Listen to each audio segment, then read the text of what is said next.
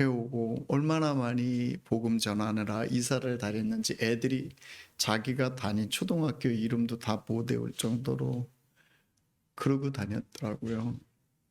제 옆에서 예수님 사랑하십니까? 하고 물었더니 사랑합니다. 이 말을 못하고 울어요. 하염없이 우는 그 모습 보며 저도 같이 울었죠. 아주 실컷 울고 난 다음에 제가 왜 선교사로 나왔는지 아십니까? 대답 안 해도 알겠습니다 하더라고요. 사랑하는 성도 여러분, 주님 사랑하십니까? 오늘 예수님이 제자들에게 말씀하십니다. 내가 너희를 고아처럼 내버려 두지 않겠다. 내가 살아있고 내가 너를 다시 돌보느라고 보혜사 성령 하나님을 보내주겠다 라고 말씀하시는 본문을 우리가 읽었습니다. 이 본문으로 우리 하나님 사랑이 어떤 것인지, 또 하나님 앞에 우리가 어떻게 사랑을 고백하고 살아야 할지를 말씀을 나누겠습니다. 말씀 나누기 전에 우리 새로운 성도님도 오셨고 또 단위로 오신 성도님도 계신 것 같은데 우리 한번 인사 나누고 말씀 나누겠습니다. 마음껏 축복해 주십니다. 사랑합니다. 축복합니다. 감사합니다. 사랑합니다. 축복합니다. 감사합니다. 예수님을 믿으면 예수님 믿는 것으로 평안을 느낀다고 합니다. 기독교인들이 누리는 이 평안은요, 환경을 따라오는 평안은 아닙니다. 우리가 평안을 누리며 산다고 말하지만 우리에게 와 있는, 우리가 누리는 이 평안은 우리의 환경이 좋아서 평안하다 하는 평안이 아닙니다. 상황이 좋아서가 아니라요, 어려움에도 믿을 것이 있어서 기쁨이 있고 의지적으로 평안을 누리는 것입니다. 우리가 누리는 이 평안과 이 세상에서의 기쁨은 어디에 근거했냐면 소망의 근거가 있습니다. 우리 성도님 중에 한 분이 명절 앞에 장례식을 다녀오셨습니다. 보내면서 걱정을 참 많이 했습니다. 가서 예수님 안 믿는 집안에 장례식을 하면서 고통스러우실 텐데, 안타까우실 텐데, 이런 걱정을 하며 보내드렸습니다. 오늘 아침에 오자마자 목사님하고 보고를 하셔요. 안 믿는 분 가정에 안 믿는 장례식을 하며 허망하게 간 영혼, 그것 때문에 아파하는 모습 보면서 저도 힘들까봐 걱정했었는데, 말은 이렇게 멋있기는 안 하셨습니다. 제가 해석하기에요. 그런데 기독교 장례식을 치르고 목사님이 와서 축도하시고 하늘의 소망에 대해서 얘기하니 마음이 너무 행복했습니다 하는 보고를, 그런 말씀을 나눠주셔요. 맞습니다. 우리가 이 세상에서 평안을 누리는 것은 우리의 환경이 좋거나 우리가 건강하거나 우리가 무엇을 가지고 있기 때문에 행복하다, 평안하다, 즐겁다, 기쁘다라고 말하는 것이 아닙니다. 우리가 가지고 있는 평안의 근거는 어디에 있냐면 하나님이 함께 계셔 주시는 것과 그 하나님이 우리의 인생 전체를 붙잡고 도우시며 하늘의 소망이 우리에게 있게 하시기 때문에 갖는 평안인 것입니다. 그래서 좋은 환경이 변할 때까지 기다리는 그런 사람들이 아닙니다. 성도들은요, 하나님이 나에게 주시는 것이 무엇인지, 하나님께서 이 어려움 속에서, 이 고통 속에, 이 불안 속에서 나를 어떻게 만들어 가시는지를, 나를 어떻게 불러주셔서 어떻게 거룩한 존재로 하나님 자녀로 삼으시는지를 생각하고 기뻐하는 사람들인 것입니다. 예수님 믿는 사람들의 최고의 특권이 이것입니다. 내가 홀로 사는 것이 아니다. 믿으십니까? 옆에 분에게 당신 혼자 사는 거 아닙니다. 한번 인사 한번 다시 해주시죠. 당신 혼자 사는 거 아닙니다. 외로워하지 마세요. 힘들어하지 마세요. 세상에 홀로 살아야 하는 사람은요, 의논 상대가 필요할 때 같이 의논할 수 있는 상대가 없습니다. 고민할 때 고민을 나눌 사람이 없지요. 불쌍합니다. 나쁜 일이 있어도 그 나쁜 일 가지고 나 정말 어려워 하고 말할 사람이 없으니 힘들지요. 기쁜 일이 있어도 그 기쁜 거 가지고 자기 혼자만 기쁘다가 푸르르 그 기쁨이 꺼져버립니다. 기쁠 일을 가지고 나눌 수 없고 슬픈 일을 가지고 같이 아파할 수 있는 사람이 없다는 것이, 그것이 인생의 비극이지 무엇이 비극이겠습니까? 혼자 외로워서 밤새 애쓰고 동이 터도 그 동뜸이, 그 밝아옴이 하루를 주심이 기쁘지 않고 고통스러우니 그것이 인생의 무슨 소망이 되겠습니까? 우리 16절 말씀은 같이 한번 읽어보시겠습니다. 16절 같이 있습니다. 네, 시작. 나 어찌를 구하겠으니 그가 또 다른 보혜사를 너희에게 주사 영원토록 너희와 함께 있게 하리니. 17절 있습니다. 그는 진리의 영이라 세상은 능히 그를 받지 못하나니 이는 그를 보지도 못하고 알지도 못함이라. 그러나 너희는 그를 아나니 그는 너희와 함께 거하실 것이며 또 너희 속에 계시겠습니다. 이렇게 말씀하십니다.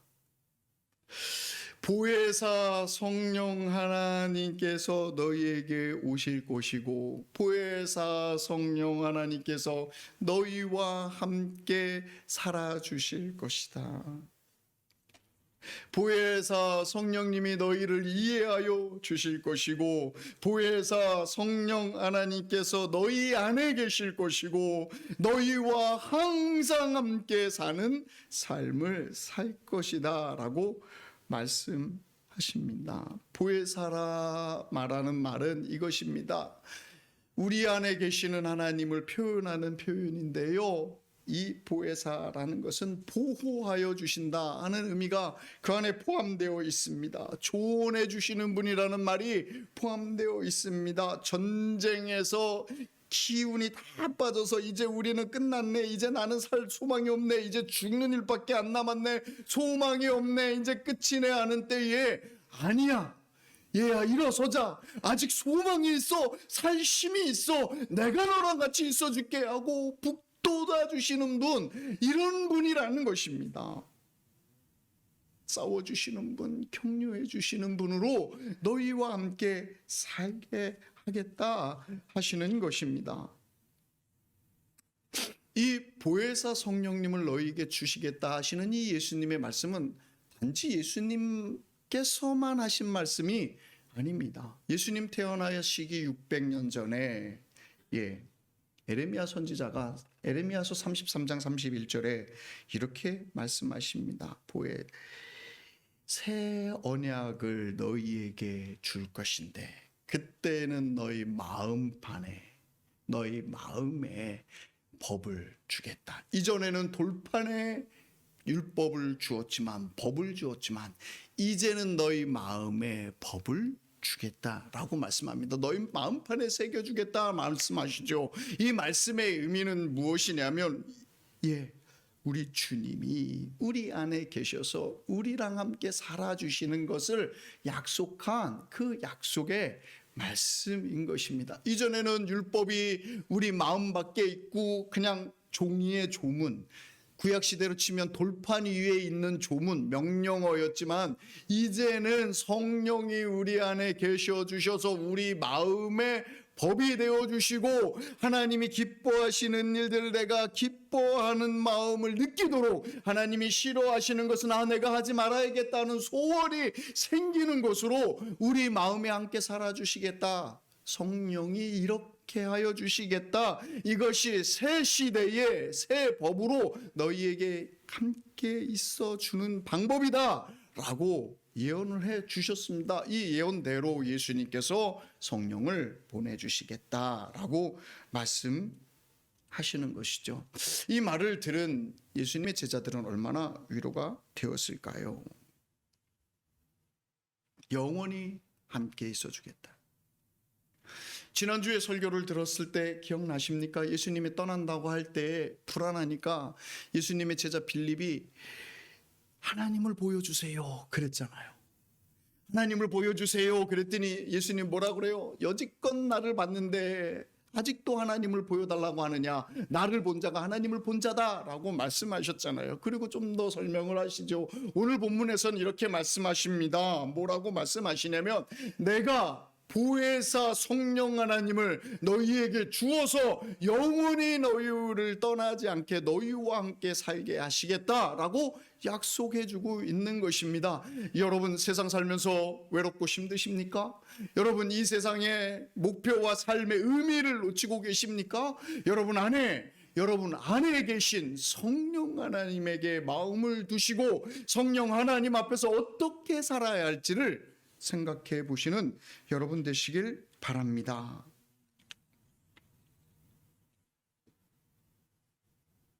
성령 하나님을 볼 수 있게 된다라고 말씀하시지요. 그런데 어떤 사람이 성령 하나님을 경험하고 느끼고 볼 수 있고 함께 살 수 있는지 말씀도 같이 하여 주십니다. 21절 말씀 읽습니다. 시작. 나의 계명을 지키는 자라야 나를 사랑하는 자니 나를 사랑하는 자는 내 아버지께 사랑을 받을 것이요 나도 그를 사랑하여 그에게 나를 나타내리라 라고 말씀하십니다. 내 계명을 지키는 자라야 나를 사랑한다. 내 계명이 무엇이었죠? 예수님께서 이렇게 말씀하시지요. 네, 나의 새 계명을 너희에게 주노니 서로 사랑하라 이렇게 말씀하시죠. 예수님의 계명은 서로 사랑하는 것입니다. 우리 계명 그러면 율세 10계명을 딱 생각합니다. 예, 이 10계명이 아닌 예수님이 주신 새로운 계명은 사랑하는 것입니다. 서로 사랑하는 것입니다. 서로 사랑하는 계명을 지키는 자는 무엇하는 사람이 된다고요? 나를 사랑하는 사람이라고 말하고 있습니다.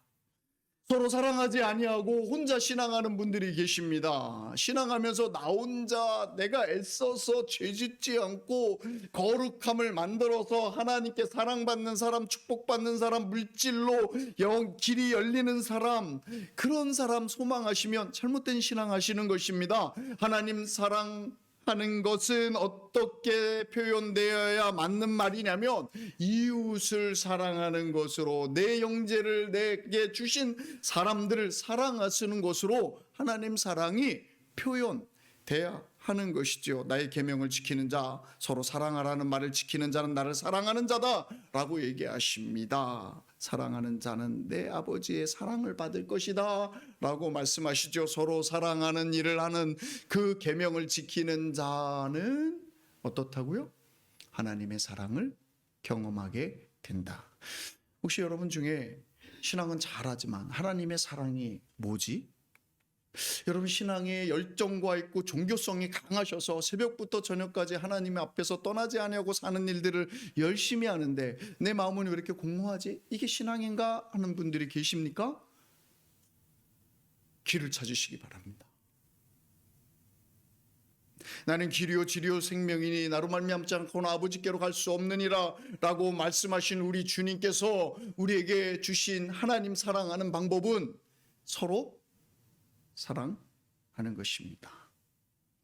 서로 사랑하는 것은 입으로 하는 것이 아닙니다. 목숨 걸고 해야 하는 것입니다. 내 형제가 아프고 내 형제가 고통스러우면 그 고통에 같이 참여하고 외롭지 않도록 그를 돌보고 기도하며 함께 서가는 사람 되셔야 합니다. 내 형제가 재정으로 어려워서 문제가 있으면 그 문제 앞에 같이 몸부림치고 어찌 도울까, 어찌 하나님께서 일하시기를 간절히 바라며 기도하는 일로 같이 나아가 주는 일을 하는 삶을 사셔야 합니다. 내 형제의 삶에 아무 관심이 없으며 나는 하나님을 잘 믿는다 하는 그런 생활을 하시길 바랍니다. 그런 생활하는 것으로 내가 하나님을 사랑합니다라고 말하는 그 말을 들으면 하나님이 보시기에, 예수님이 보시기에 아니야, 그것이 아니야 하실 것입니다.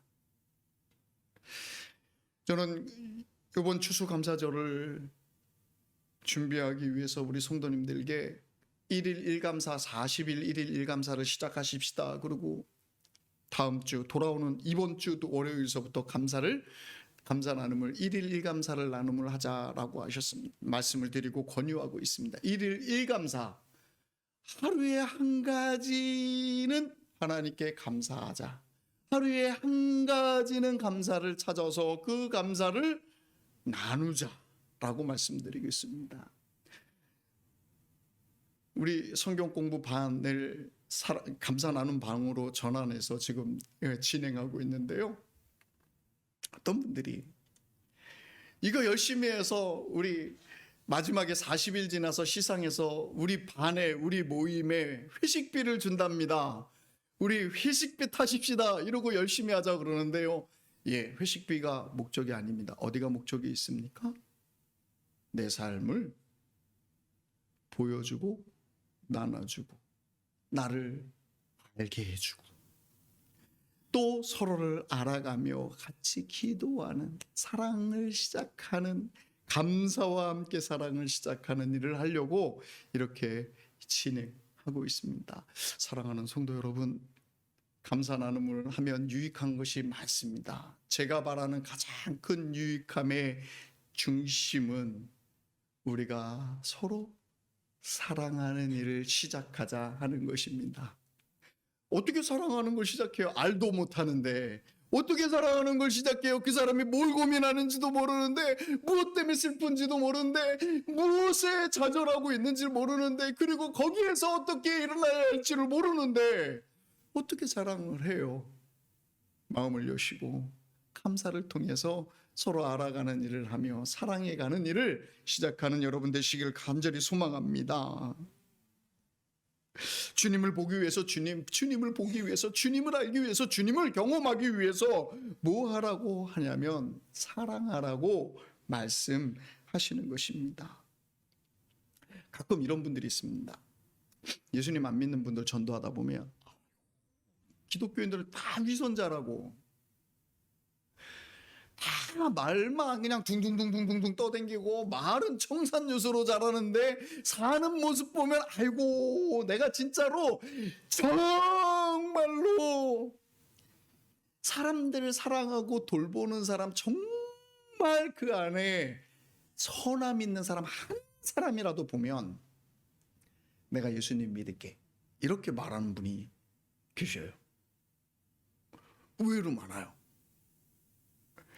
그런데요, 이런 분이요, 예수님 믿으면요, 그동안에는 아무도 없었는 것 같은데 예수님을 보고 나면 그 사랑이 성도들 중에 선하게 하나님 앞에 사는 모습을 발견하고, 이렇게 좋은 사람들이, 이렇게 좋은 것이 여기 있었는데 제가 못 봤군요 합니다. 이유는요, 제가 하나님 사랑하지 않으니까 하나님 사랑하는 사람도 볼 수가 없었던 것이죠. 정말 여러분, 하나님 보고 싶으시면요, 하나님 경험하고 싶으시면요, 예수님 사랑하셔야 됩니다. 제가 예수님 보고 싶다고 말하니까 눈으로 예수님 볼 수 있다 이렇게 말하는 것처럼 생각하지 마시고요. 예수님, 하나님은 영적인 존재라 눈으로 보이지 않습니다. 어떻게 보냐? 이것입니다. 지난주에 태풍 왔었죠? 왜? 태풍 와서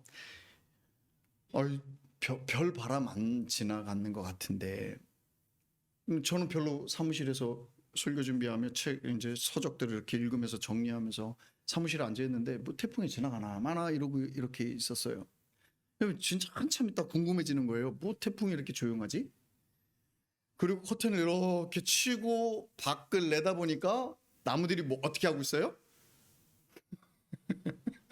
나무들이 막 흔들리고 있어요. 그래서 제가 태풍이 왔구나. 바람이 부는구나. 예, 바람이 있다라는 것을 보았죠. 제가 바람을 보았습니다. 바람을 직접 본 건 아니죠. 그렇죠. 나무가 흔들리는 흔적을 보고 바람이 있는 것을 본 것이죠. 저는 그 바람이 흔들리는 흔적을 보고 나무를 보고 바람이 있다라고 확신하고 태풍이 왔다라고 말하는 거죠. 이와 같습니다. 제가 지난주에 우리 교회 형편에서 보면 되게 우리 교회를 어렵게 하시는 아주 대표적인 한 분을 만났습니다. 넘어야 할 산이기에 만났습니다. 맛있는 식사 대접하고 좋은 선물 드리고 자리를 마련하니 이분이 마음이 좀 풀리셨습니다. 그래서 얘기를 들어보겠다 그러셔서 제 속 얘기를 쭉 했습니다. 다 얘기를 들으시고는 이렇게 말합니다. 임 목사, 오해했네 그동안. 임 목사, 고난 중에 하나님이 계신다. 80년을 내가 살았는데 이제 고난 중에 계신 하나님을 보는 법을 배웠는데 임 목사의 고난 속에 하나님이 계시네. 할렐루야. 그런 것입니다. 하나님이 눈에 보이실까요? 안 보입니다. 우리는 육이고 하나님은 영이시니 차원이 다른데 하나님이 보이겠습니까? 그런데요, 무엇을 통해서 하나님이 살아계시고 무엇을 통해서 하나님이 역사하시는지를 살아계신지를 알아요? 그 흔적을 보고 아는 거죠. 우리 교회가 세워지는 것을 보고 하나님이 일하시는 것을 고백하시더라고요. 야, 놀랍네 하시며 말씀하시더라고요. 하나님을 눈으로 보는 것이 아니라 하나님을 어떻게 하는 거예요? 하나님이 일하시는 흔적을 보고 하나님을 경험해 나가는 것이죠. 뭐 이렇게 표현하면 목사님, 하나님을 보는 게 아니라 감지하는 거네요. 느끼는 거네요. 예, 맞습니다. 근데 어떤 사람이 하나님을 느끼고 어떤 사람이 하나님을 경험할 수 있느냐? 하나님을 사랑하는 사람에게 내가 나를 보이리라 라고 말씀하는 대로 하나님을 사랑하는 일을 하는 사람, 그 사람이 하나님을 경험할 수 있습니다. 이런 분들이 잘 경험합니다. 안타까운 영혼을 바라보며 그 영혼이 방황하는 것을 보며 눈물을 흘려서 하나님 앞에 기도하고 하나님께서 도우시기를 기도하는 자리에 있는 분들, 정말 사랑하라 말씀하신 대로 영혼을 사랑하고 내게 주신 사람에게 책임을 다하여서 하나님 사랑하는 계명을 지키는 사람들이 하나님을 보는 것이죠. 하나님 복 주세요. 하나님 먹을 것을 주세요. 하나님 살 집을 주세요. 하나님 좋은 차를 주세요. 그러면 하나님 계십니다 하는 분은 하나님 경험할 수 없습니다. 어떤 방식으로 하나님을 경험하냐면 하나님이 보여주시겠다는 방법 안에 신앙하는 분이 하나님을 경험하는 것이죠. 내가 주님을 사랑하는가 안 하는가를 한번 점검해 보십시다. 여러분 정말 주님을 사랑하십니까? 어떻게 주님을 사랑하는지를 알 수 있습니까? 가슴. 제가 오늘 아침에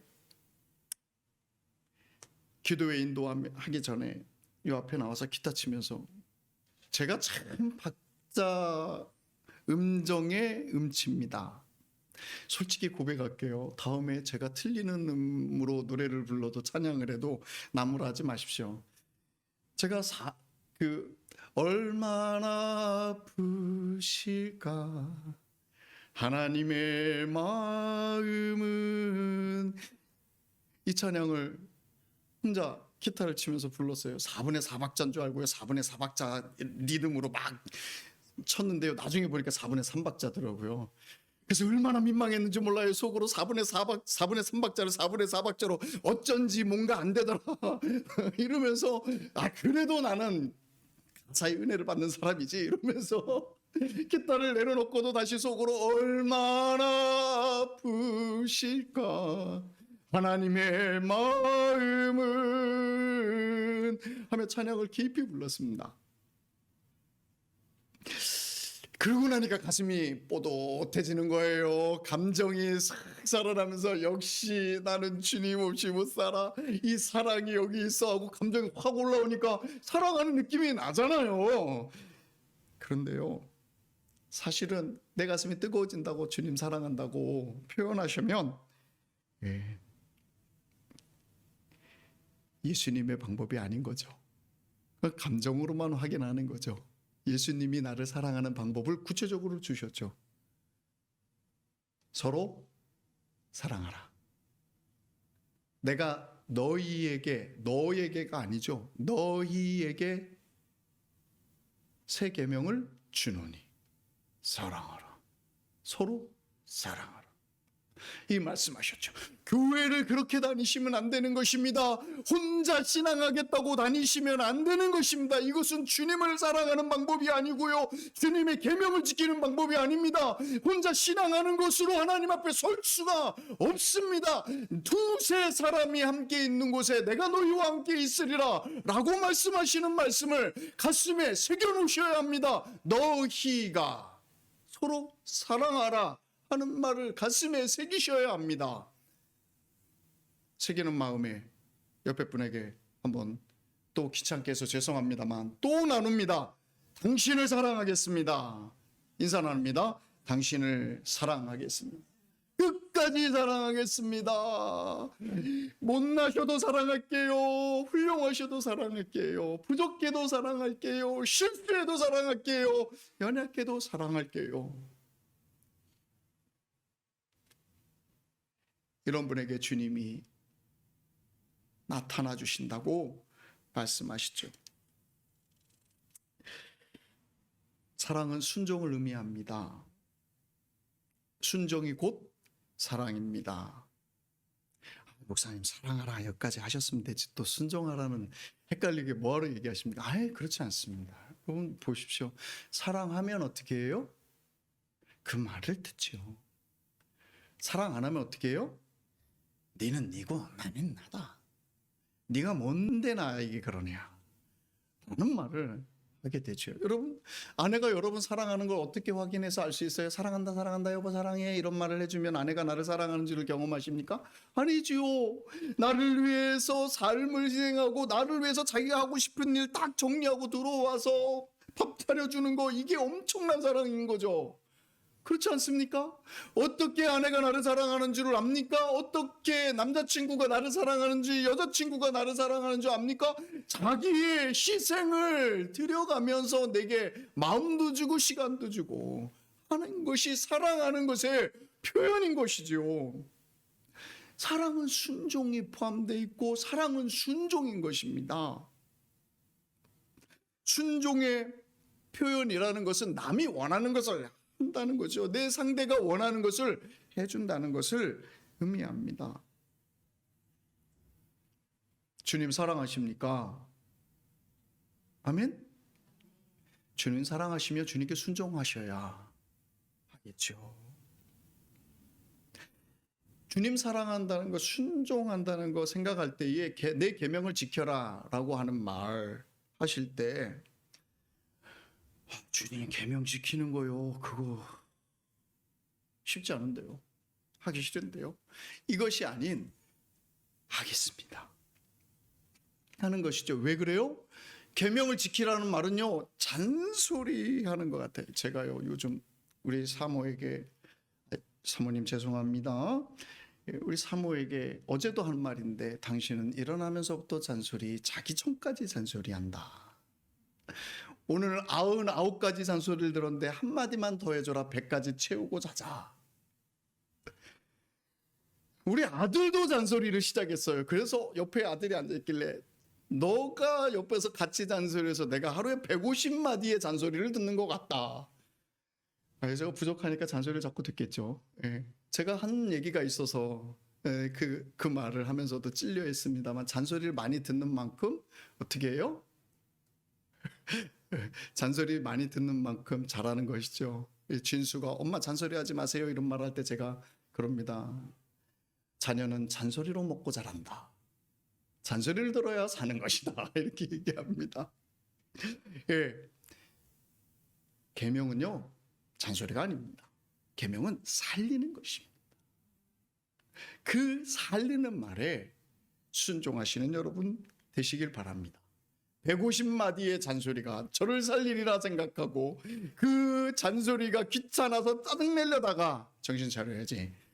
사랑하는 마음에 하는 그 말에 순종해야지.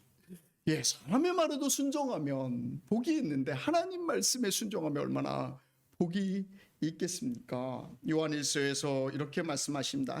하나님의 계명을 지키고 사는 것이 어려운 일이 아니다라고 말씀하십니다. 의무가 아니다. 하나님의 소원을 들어드리는 것이다. 계명을 지키는 것은 하나님의 소원을 들어드리는 것이다 라고 말하는 것입니다. 순종하여 하나님을 만나는 성도님들 되시길 바랍니다. 어떻게 순종하느냐?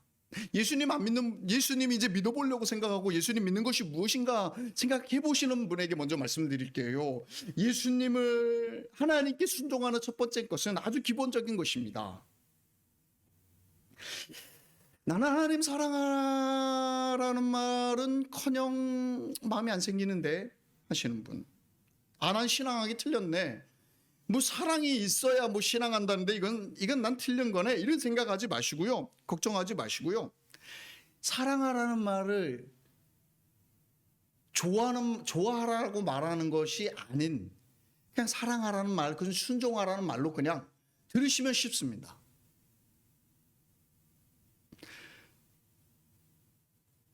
사랑하라는 것 말고 좋아하라 그러면 힘드는데요. 사랑하라는 거 그냥 순종하면 되니까니까. 순종의 기본 첫 번째 것은요, 하나님의 소원의 첫 번째, 하나님이 원하시는 것의 첫 번째는 이것입니다. 하나님의 자녀가 되는 권세를 주시는 예수님을 마음문을 열고 영접하라, 모셔드려라, 예수님을 만나라, 이것입니다. 이것이 하나님이 우리에게 첫 번째로 요구하시는 순종의 첫 번째 일입니다. 마음문을 열고 하나님을 만나라, 하나님을 의지해라 라는 것입니다. 이제껏 너의 인생을 너가 살았느냐? 네가 원하는 데 네가 하고 싶은 대로 살았느냐? 너가 정말 나 하나님 없어도 잘 살 수 있다고 생각했느냐? 그거 접어놓고 나는 하나님 없이는 이제 안 살렵니다. 하나님 내게 오셔서 내가 의지하겠습니다. 오시옵소서 라고 고백하는 거, 그게 첫 번째 순종인 것입니다. 이거 대단히 쉽습니다. 의지적으로 하는 것이니까요. 내가 내 인생을 여태껏 살아봤는데 선하지가 않아. 내가 여태껏 훌륭하게 성취해봤는데 내가 죽으면 끝나는 거네. 이거 별거 아니네 하는 인생의 절망 끝에 오셨으면 무엇을 결정하셔야 하냐면 생과 삶을 주관하시는, 삶과 죽음을 주관하시는 주님 앞에 나를 의탁하는 일을 시작하면 되시는 것입니다.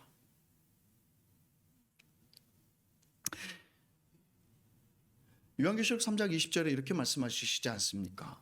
내가 문 밖에서 서서 두드리노니 내 음성을 듣고 마음 문을 열면 내가 들어가 더불어 살고 그는 나와 더불어 살리라 라고 말씀하시지 않습니까? 이것이 가장 예수님이 나를 사랑하면 내 계명을 지키라 하는 것의 첫 번째 출발점이고 가장 쉬운 출발점이고, 이것을 하면 다 하는 것입니다. 사랑하는 성도 여러분, 예수님을 아직 만나지 못하시고 예수님을 만나고 싶거나 지금 문을 두드리는 분은 이것을 하셔야 합니다. 내가 하나님을 이제 의지하며 살겠습니다. 이거 하시면 순종하는 것이고 하나님 사랑하는 것입니다. 그러면 무엇 하신다고 말씀하시냐면 내가 네 인생에 나를 보여주리라 라고 말씀하십니다.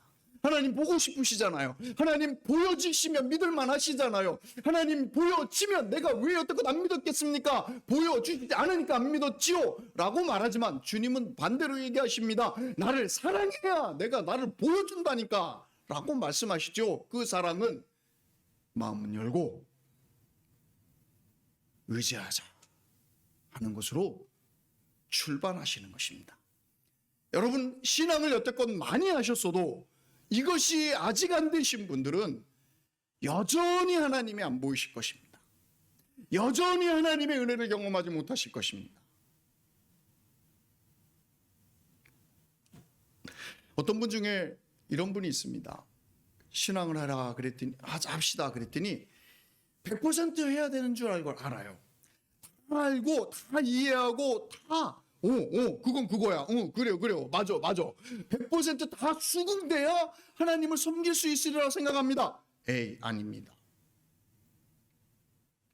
100% 순종하라는 것이 아니죠. 어떤 거예요? 지금 보여지고 지금 알아지는 것에 순종하는 거예요. 너의 마음 문을 열어라.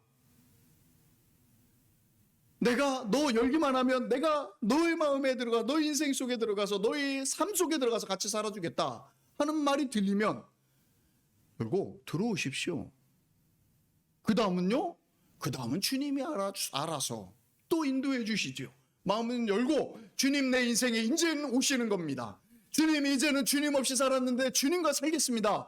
이거 하는 겁니다. 다 알고 어떻게 예수님을 믿습니까? 저도 아직 이 성경 다 모릅니다. 어제 우리 아들이 아버지 어디가 어디지요? 그래서 어디가 어딘 건 네이버에 물어봐라. 내가 그걸 어떻게 다 알아서 너에게 찾아주랴. 네이버 물어봐라. 더 잘 나온다. 나도 가끔씩 네이버를 이용한다. 뭐 부끄럽습니다만 다 어떻게 알고 신앙합니까? 뭐 목사라도 뭐 정말 다 100% 순종하는 게 어디 있습니까? 다만 하나님이 오늘 내게 하라고 하시는 일에 눈물을 흘리며 안 되는 것들을 주님 도와주소서 하며 기도하며 해내가는 일을 또 넘어지면 다시 일어서서 주님 하라 했는데 안 됐는데 어떻게 하죠?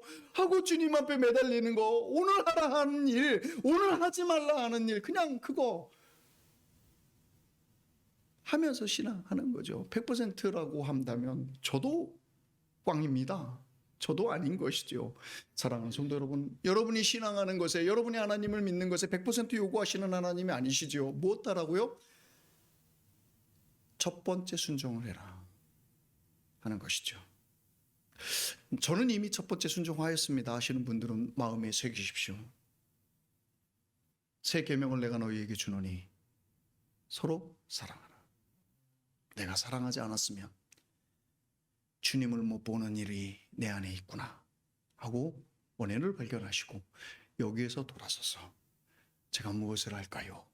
물어보시고 무엇을 하지 말까요? 물어보시고 오늘 주님이 알려주시는 말씀을 사시는 여러분 되시기를 간절히 소망합니다. 기도하시겠습니다. 서로 사랑하라. 너희가 서로 사랑하라.